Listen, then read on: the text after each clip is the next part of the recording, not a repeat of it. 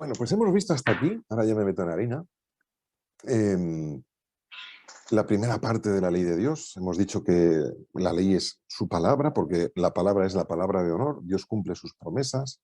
Hemos visto que son votos matrimoniales que Dios pronuncia en los desposorios y que se repetirán en, ya lo diré, en las bodas del Cordero cuando Jesús regrese. Voy a bajar un poquito el volumen aquí. Lo siento, es que como ven no estoy en el estudio habitual, me he hecho 5 horas de viaje, ya estoy en Bruselas, estoy en Bélgica, pero no es el entorno al que estoy acostumbrado. Y entonces, lo que os decía, son diez promesas, votos matrimoniales donde Dios promete, número uno, no solamente sernos fiel a nosotros, sino que promete tratarnos de tal manera que Él promete que jamás les seremos infiel. No habrá otros dioses delante de mí. Cuando dice delante quiere decir enfrente a mí, en contra de mí o después de mí, delante de mí, después de mí, detrás de mí, porque yo soy el último. Es decir, has llegado y yo no me voy a divorciar de ti, no te voy a abandonar, y no te voy a dar motivos para que tú te sientas insatisfecho o insatisfecha y salgas a la búsqueda de otros dioses después de mí, delante de mí. Así que yo te prometo que no habrá otros dioses. Y además promete también no solamente eso, sino promete estar siempre a nuestro lado.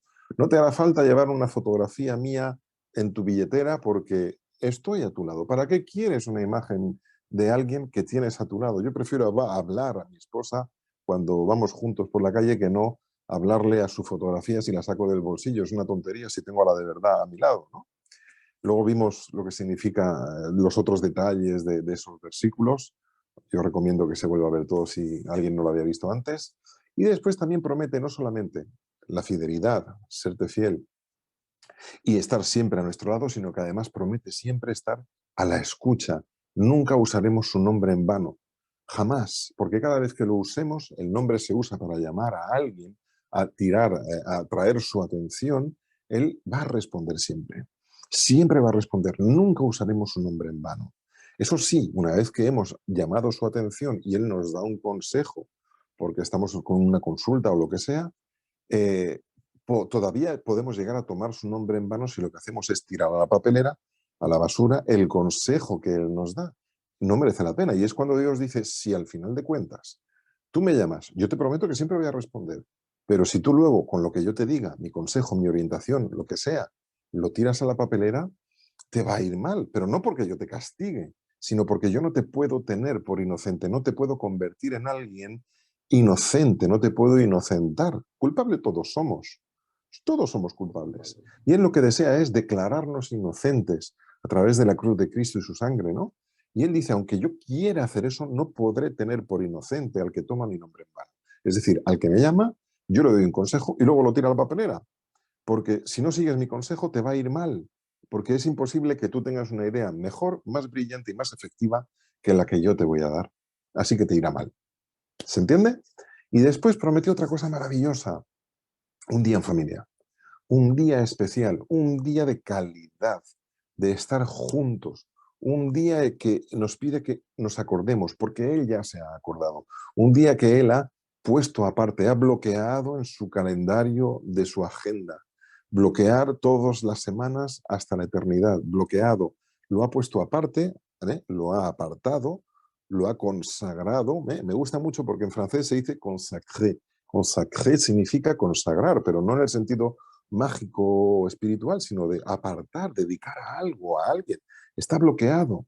Y luego te dice, yo ya lo he hecho, lo he santificado, acuérdate y hazlo tú, porque ese día para mí es un día santo. Para mí es, ¿os dais cuenta? No es que yo lo tenga que hacer para él, sino que él dice, para mí es un día santo. Es un día que yo ya lo he apartado. Para mí este día es especial porque yo lo quiero pasar contigo. Acuérdate. Y lo vamos a pasar tan bien que todo el mundo querrá unirse a la fiesta. Y si tú haces eso, yo prometo que nunca te faltará el trabajo. 6 días trabajarás. Es una promesa. Acuérdate que yo soy el creador de todo, soy el dueño de todo. Y yo te daré lo que sea necesario porque soy el que gestiona y el jefe del jefe del jefe del jefe del jefe de tu jefe. Os lo dije así. Y entonces luego, en la quinta promesa, que fue la de ayer, dijimos, ahora que ya Dios termina con esas promesas entre Él y nosotros, dice, yo sé que vas a formar parte a partir de ahora de la realeza celestial. Entonces, lo que necesitas es perder el miedo a si voy a comportarme bien, si voy a dejar de comportarme bien. Y lo que dije ayer, por ejemplo, hay una cosa que no dije, lo digo ahora.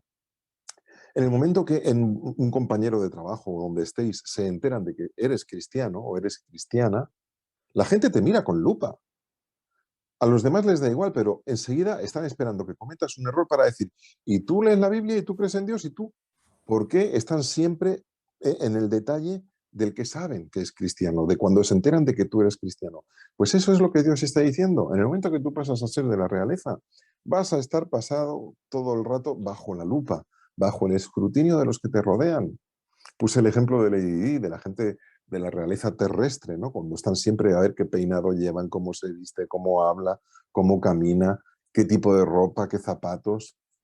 Están siempre bajo la lupa de la sociedad.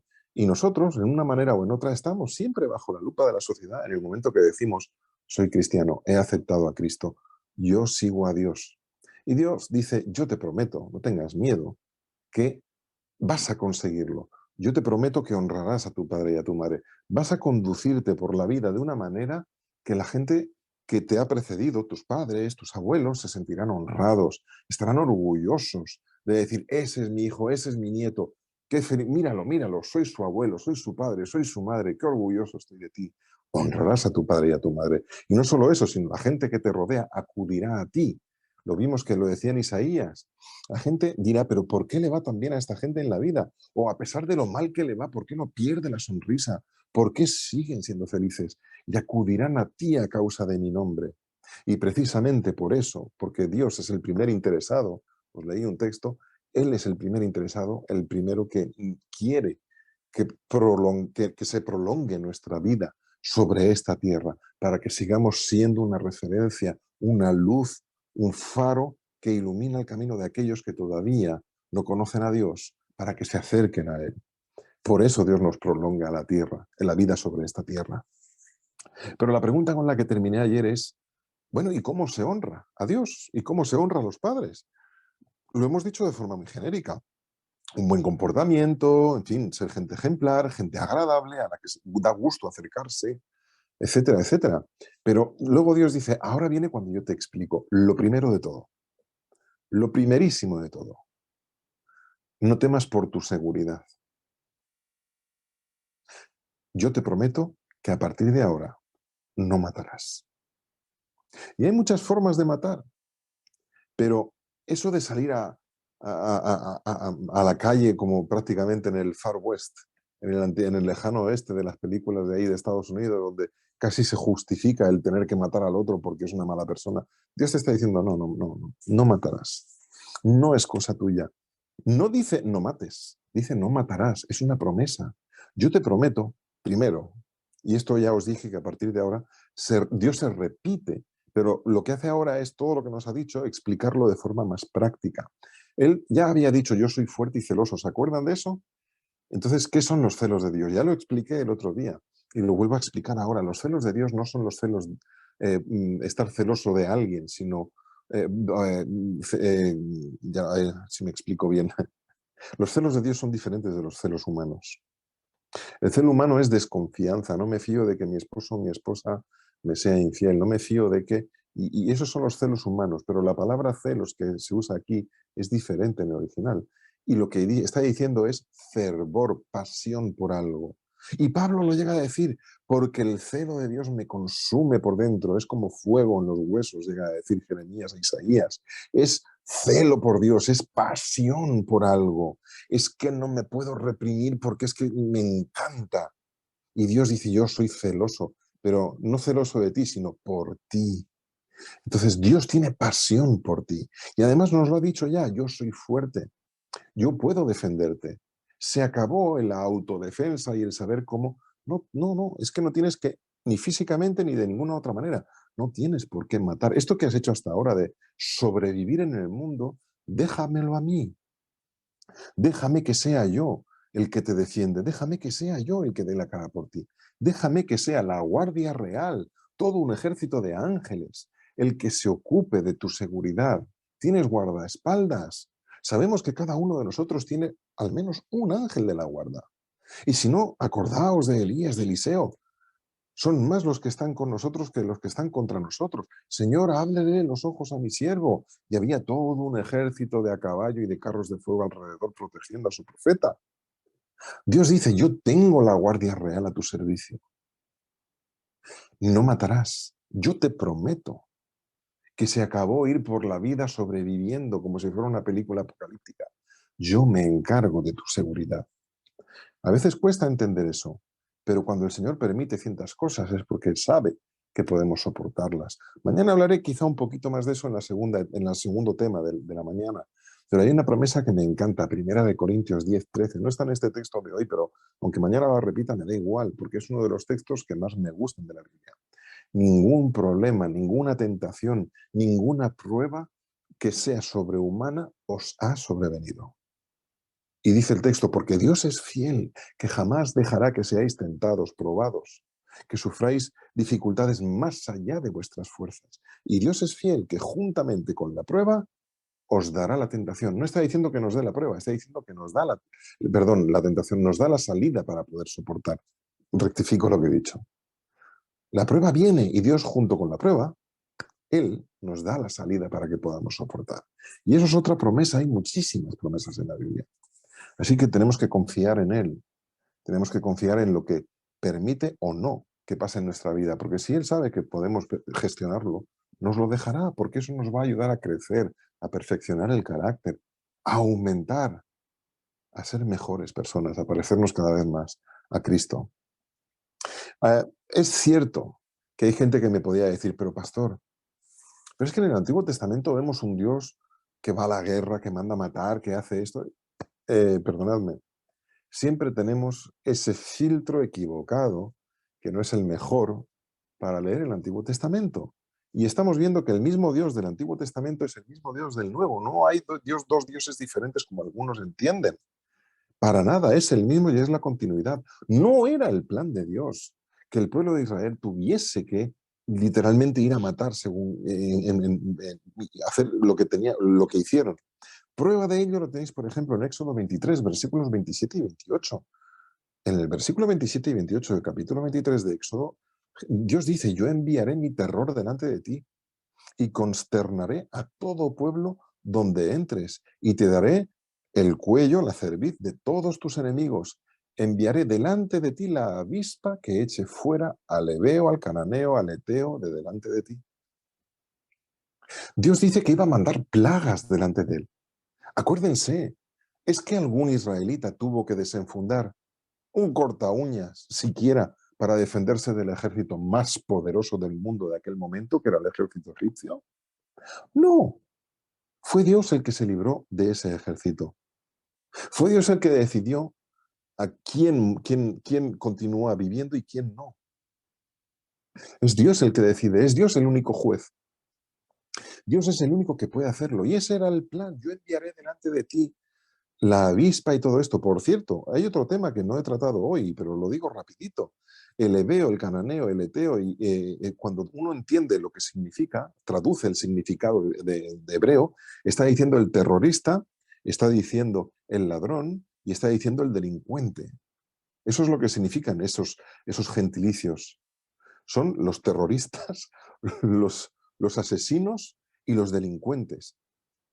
Lo que pasa es que no lo hemos traducido de la lengua antigua a su significado. Claro, cuando uno entiende qué significa hebeo, cananeo y el eteo, te das cuenta de que Dios estaba estaba limpiando el país de lo peor, de los terroristas, de los asesinos y de los delincuentes.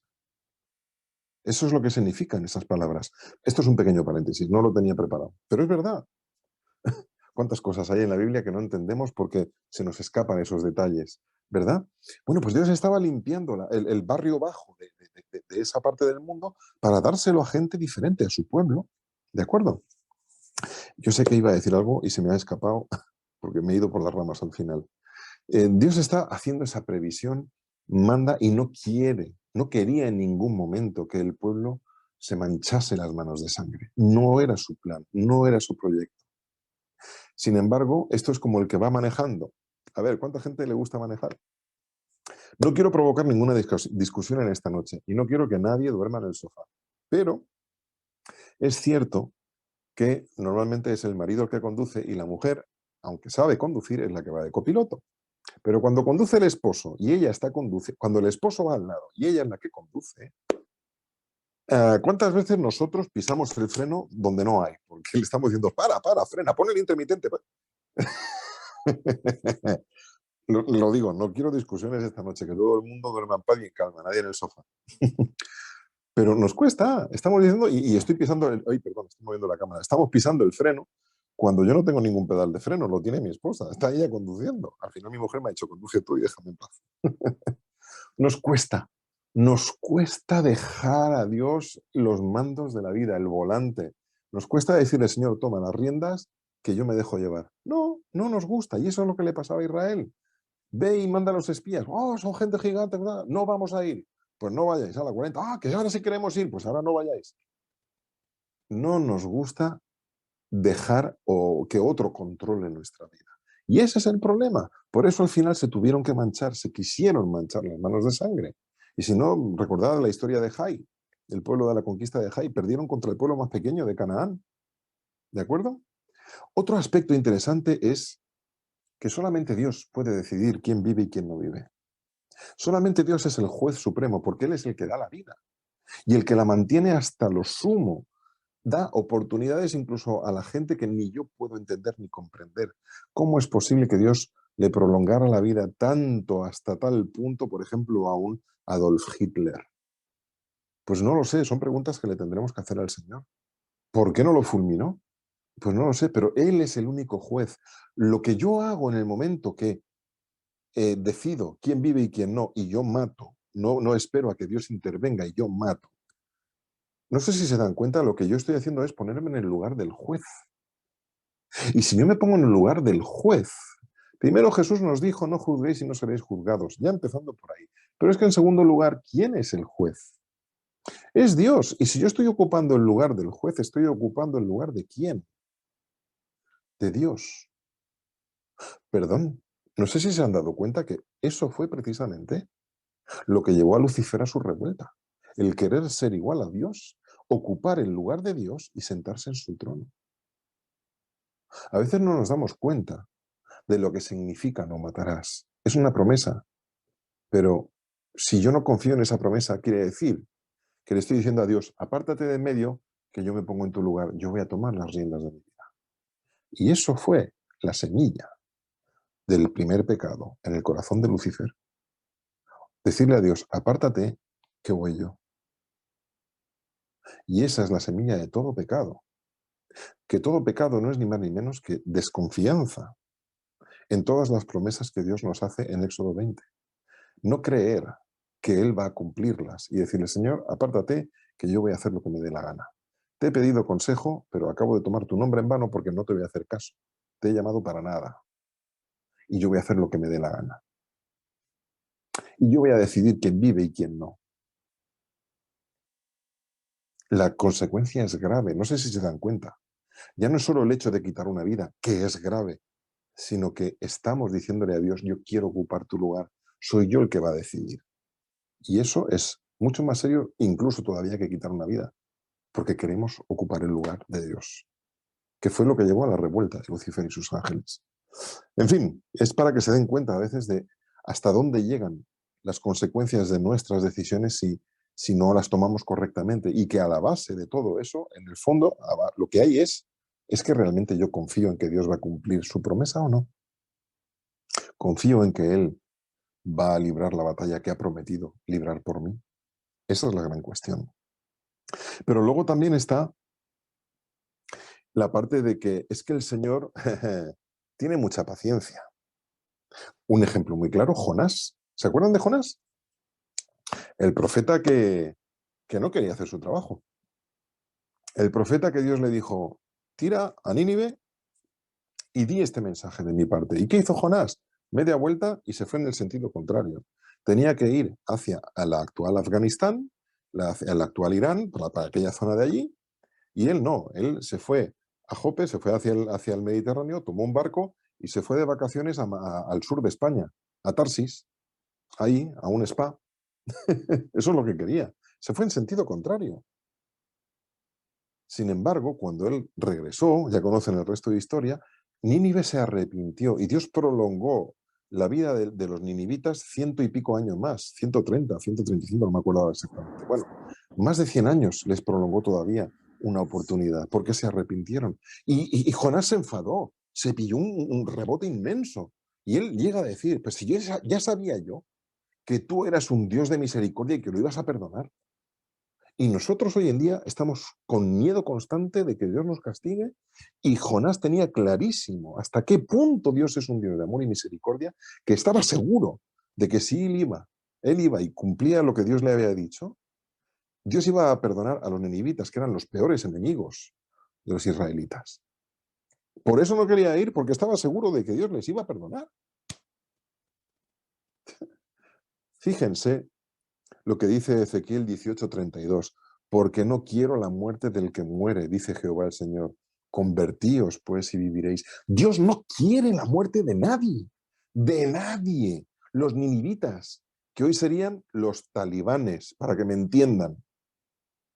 Por cierto, hace una semana, Puertas Abiertas, Open Doors, dio el reporte mundial de persecución de los cristianos. Durante muchos años, Corea del Norte ha sido el país donde se ha perseguido más a los cristianos en todo el mundo. En 2021 ha quedado desbancado. Afganistán, con los talibanes en el poder, es el país más peligroso del mundo para ser cristiano en este momento. Bueno, pues ahí es donde fue a predicar Jonás. Y Dios dice, no quiero la muerte del que muere. Y Jonás tenía clarísimo que esa gente iba a ser perdonada. Y nosotros nos cuestionamos por minucias en nuestra vida diaria. Bueno, esto es un debate que no quiero abrir ahora, vamos a seguir, pero piensen, por favor, ¿cómo podemos tener miedo de un Dios que solo quiere perdonar, restaurar y devolver a la gente al buen camino? Dios no quiere la muerte del que muere. Claro, ¿qué pasa? Pues que nos pasa como a Jonás. Sabía yo que Dios iba a perdonar a mis enemigos. Y yo les digo, sinceramente, hubo un periodo de mi vida, Josep Moya, no sé qué me estás viendo, esto queda grabado, pero me da igual, y sabes a lo que me refiero. Yo he vivido un periodo en mi vida donde yo me he cuestionado cómo es posible que el Señor pueda permitir que a veces se hagan ciertas barbaridades, incluso dentro de la iglesia. Y yo llegué a esta conclusión: Señor, perdóname a mí, como estás perdonando a estas personas. Yo te pido que yo pueda entender la misericordia que tienes con tus hijos que hacen mal o que no están haciendo lo mejor, y que yo lo entienda y yo sea capaz de hacer lo mismo que tú, y que por lo menos tengas conmigo la misma paciencia que estás teniendo con esta persona que me hace la vida imposible. Porque si estás teniendo paciencia con esta persona, solo te pido que tengas la misma paciencia conmigo, por favor. Y de esa manera yo pude sobreponerme a ciertas situaciones difíciles en mi vida. Y es así. A veces a veces no somos mucho más impacientes que Dios. Por eso Dios dice, no te toca a ti, tú no matarás. Yo te prometo que ese papel pesado, esa decisión tan seria y tan grave, no quiero que la tomes tú, porque luego tu conciencia te va a pesar. Déjame a mí. Yo hago el rol, yo hago la función, te prometo librarte de esa carga pesada. No lo vas a tener que hacer tú. Y es más, porque no solamente se puede matar, entre comillas, físicamente, también se puede matar de otras muchas maneras. Jesús llega a decir, y ahora yo les pido que tomen buena nota de este texto, en Mateo 20, 21 y 22, me encanta porque es que Jesús tuvo que venir, porque había pasado tanto tiempo entre que dio esos mensajes y el momento en el que él vino a este planeta, que la gente le había pasado lo mismo que nos ha pasado a nosotros, que se había desdibujado, se había perdido el olor, el color del mensaje que Jesús quería dar, porque Jesús estaba en el Sinaí. Y ese mensaje se había desdibujado y lo habíamos legalizado, nos habíamos quedado con la forma de la letra, pero no con el espíritu de la letra. Por eso Jesús tuvo que venir a restaurar su ley, a restaurar lo que había en el Antiguo Testamento y reformularlo con nuevas palabras en el Nuevo, siendo el mismo mensaje. Por eso, y hay un ejemplo ahí, un ejemplo clarísimo, en Mateo 20, 21 y 22. Oísteis que fue dicho a los antiguos, no matarás, y cualquiera que matare será culpable de juicio. Y Jesús añade, pero yo os digo, os digo, es que no os habéis enterado, no se trata solo de no matar, que cualquiera que se enfade con su hermano será culpable del juicio. Y cualquiera que le diga necio a su hermano será culpable ante el juicio, ante el concilio. Y cualquiera que le diga imbécil, fatuo, quedará expuesto al infierno de fuego. Jesús tuvo que rescatar. No se trata solamente de no quitar una vida. Es que no entendisteis. Ya ha pasado tantos siglos que los tengo que volver a explicar. Y Jesús lo dice muchas veces. Oísteis que fue dicho y yo os digo. Oísteis y yo os vuelvo a explicar. Y Jesús hizo un trabajo arduo de actualización de lo que él mismo había explicado a 15 o un montón de generaciones atrás. Y actualizar el lenguaje. Y sinceramente ese es el objetivo principal que yo me marco cada vez que abro la Biblia. Señor, ayúdame a entenderlo en el lenguaje actual, de forma como se entendía en aquella época, con mis palabras, para que lo entienda igual o lo más parecido posible. El problema más grave no es matar, que ya es un problema en sí, sino el por qué lo haces. ¿Por qué? ¿Por qué queremos tomar el lugar de Dios? ¿Cuál es la ofensa? Dios promete hacernos gente de paz. Lo tenéis en Juan 14:27. Mi paz os dejo, mi paz os doy, no como el mundo la da. Es que la paz que Jesús nos da no tiene nada que ver. La paz que Jesús nos da es esa confianza de un bebé que se duerme en los brazos de su madre, que le importa nada lo que ocurra a su alrededor mientras esté en los brazos de su madre. ¿Cuándo aprenderemos a dormir como bebés entre los brazos de nuestro Padre Celestial, de papá? Eso es lo que realmente necesitamos. En 2 Corintios 5:18 nos dice, y todo esto proviene de Dios, quien nos reconcilió consigo mismo por Cristo y nos dio el ministerio de la reconciliación. Ministerio de la reconciliación. Yo cuando oigo a algunos adventistas predicar según qué cosas y criticar a una iglesia mayoritaria y a otra, es cierto que la profecía nos muestra un histórico de ciertas denominaciones, pero eso, cuando hablamos de ese tema, no lo hacemos para reconciliar, lo hacemos con un dedo acusador criticando. Sois la bestia, sois los hijos del diablo, sois la prostituta, sois... Y estamos, cuando aquí nos dice que Jesús nos dio el ministerio de la reconciliación. Jesús trató con prostitutas también, en este caso reales, físicas, no como en la profecía, pero no las acusaba, les dijo en algún momento incluso, ni yo te condeno, vete y no peques más. Jesús iba a reconciliar. Nosotros tenemos mucho que replantearnos a la hora de predicar según qué mensajes que son precisamente muy adventistas. Tenemos que predicar esos mensajes, por supuesto, pero creo que nos estamos equivocando en el filtro, en el tono de voz, en la actitud. Eso es, lo dejo ahí porque es que si no, me enciendo. Y una vez que Jesús, que Dios nos ha dicho, yo te prometo que me voy a hacer cargo de tu seguridad, que me voy a hacer cargo de todas esas responsabilidades que has tenido hasta ahora de defenderte a ti mismo, a ti misma, yo me voy a encargar de todo, te prometo que no tendrás que matar. Luego viene una promesa más. Una vez que Dios nos ha prometido protegernos, proteger la vida, que es lo más fundamental, el derecho a la vida, se ve la necesidad de hacer algo más. Dios promete proteger la vida sobre este planeta. Imperfecta hasta que Él regrese, pero la protege. Yo me encargo. Pero una vez que la vida está protegida y se asegura su continuidad hasta que Jesús regrese, hay que estructurar esa vida. A mí me hace gracia porque cuando en la NASA se dice se ha descubierto vida en tal planeta o posible vida en tal planeta, bueno, ahí lo que se ha descubierto es quizá trazas de una proteína que podría dar lugar a una vida, una forma de vida unicelular o multicelular, si es que la hubiera. Y aquí, en según qué países, un embrión, que es mucho más que eso, no se considera vida. Pero bueno, no voy a entrar en este tema. No voy a entrar en este tema, pero es así. Y sin embargo, cuando la vida surge, la vida se organiza. La vida es necesaria que se multiplique. Y la base de toda estructura vital es, la base de toda sociedad, es la familia, los clanes, la familia, los grupos de animales que se reproducen. Una vez que hay vida, hay reproducción. Y una vez que hay reproducción, es la base. La primera célula es la familia. No sé si me entienden lo que quiero decir. Si no hay familia, la vida se acaba y se extingue. Tiene que continuar. Y tiene que haber una primera base, una primera célula. Cuando digo célula no me refiero a organismos, sino a organismo social, una familia. ¿De acuerdo? Un núcleo, una pareja que procrea.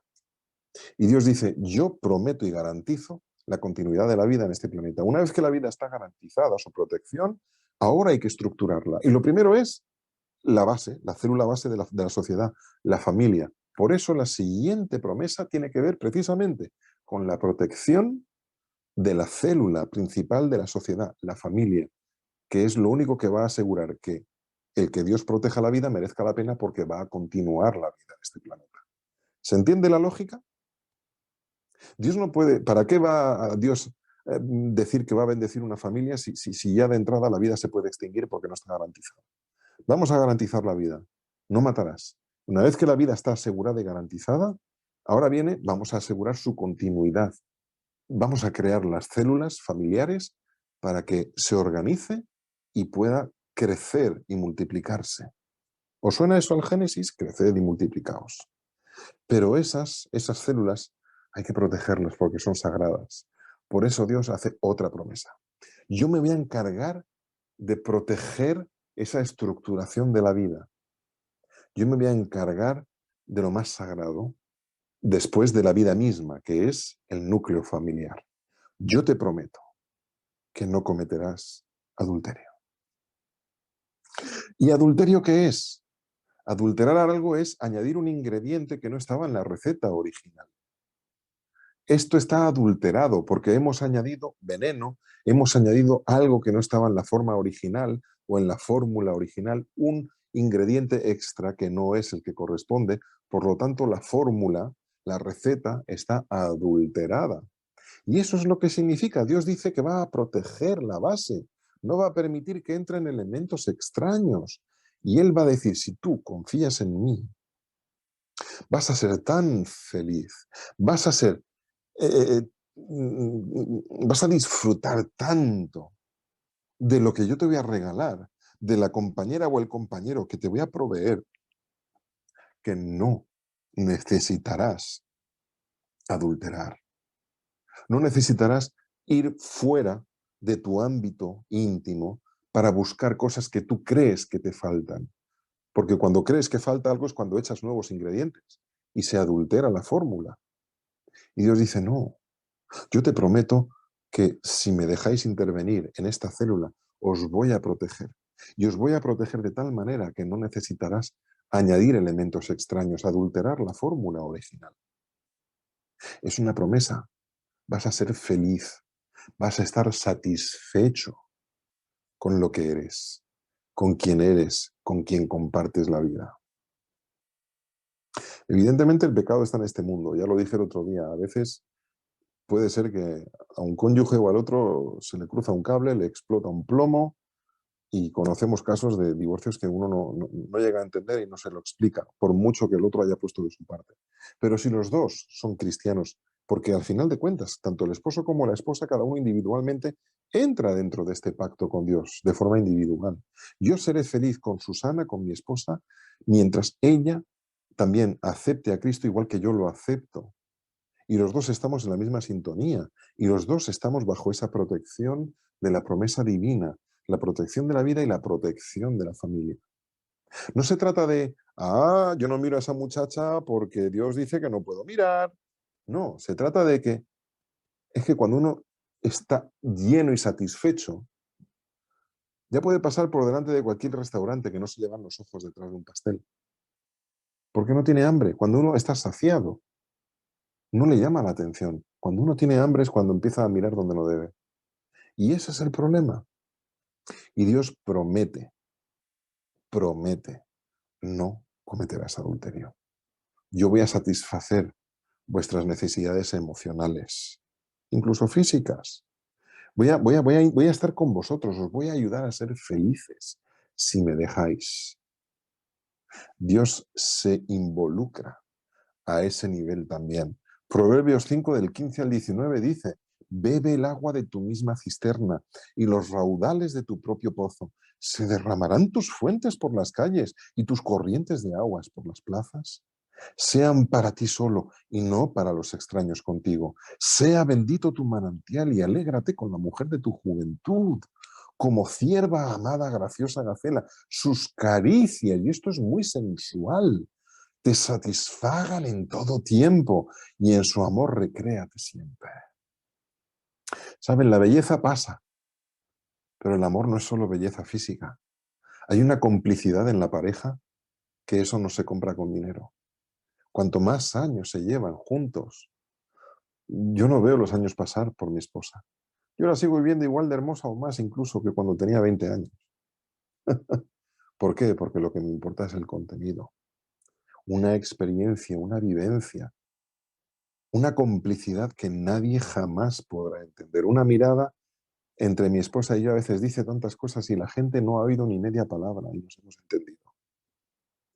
Eso es lo que Dios te promete. Si tú eres capaz de relacionarte conmigo, de confiar en mí como tu esposo, como tu Dios, como el que te protege, verás que la persona que tienes a tu lado, que está en la misma sintonía, es cómplice contigo.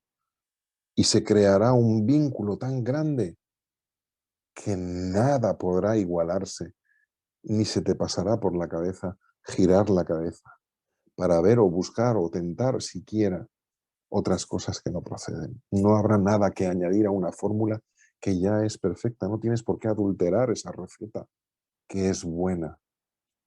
¿Entendieron ahora? Dios lo que está prometiendo no es que frenemos impulsos. Dios lo que está prometiendo es arrancar de raíz esos impulsos que no corresponden. Y eso va mucho más allá que una simple orden o un simple mandamiento. No hagas esto. Sí, pero que tú me digas que no haga esto no arranca de mí un deseo que es impropio. Dios te está diciendo, no tendrás ese deseo, por eso estoy seguro de que no lo harás, te lo prometo. Ven hasta dónde va la profundidad de entender mejor todavía Éxodo 20 como promesas, más que simples mandamientos, porque va a la raíz del problema, lo que hay dentro del ser humano. Y eso es lo que Dios promete. Jóvenes que me pueden estar viendo ahora, si confiáis en Dios, si pedís en oración, si realmente hacéis de Dios lo primero en vuestra vida, os aseguro que pondrá en vuestro camino a la persona adecuada. Y eso no tiene precio. Dios no se equivoca. Y cuando Dios dice, es esta persona, os lo aseguro, lo vais a saber. Dejadle a Él, hablad con Él, pedidle, porque eso no tiene precio. Porque eso es para toda una vida. Y yo os aseguro, nosotros, Susana y yo, en pocas semanas vamos a hacer 26 años de matrimonio. Para algunos es mucho, para otros que están aquí, estoy todavía a la mitad. A mí se me ha pasado como un suspiro. A mí me faltan 1000 años para empezar a disfrutar del matrimonio y el amor que Dios me ha dado con Susana. Es mucho más allá. Una vida humana se queda corta cuando el amor de Dios se manifiesta también en el matrimonio. Y la sexualidad forma parte de ello. Es sana, es santa, es buena, es pura. Dios creó la sexualidad, pero la creó dentro de un marco adecuado.